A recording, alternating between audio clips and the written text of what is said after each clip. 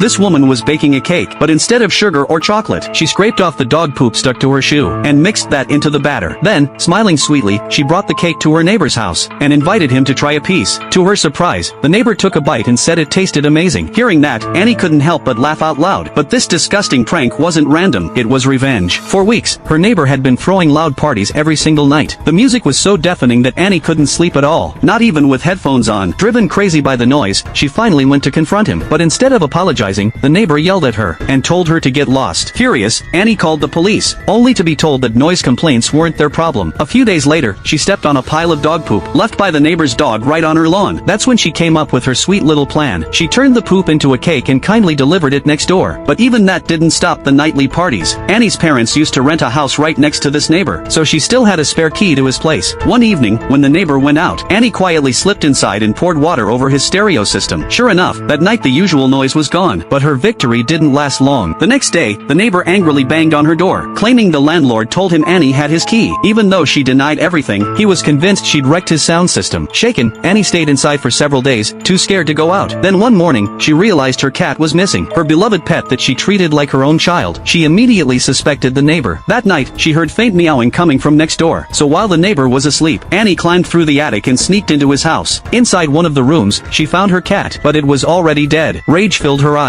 She swore the neighbor would pay with his life. Annie grabbed a hammer and crept toward his bed, ready to strike, but just as she raised her arm, she saw a little girl sleeping beside him. Annie froze. She recognized the child. Her mother was a notorious crime boss in town. In an instant, Annie dropped her plan, and called the girl's mother instead. Within minutes, the woman arrived with her men. Annie sat back, pulled up a chair, and prepared to enjoy the show, because this time, her neighbor was really going to pay.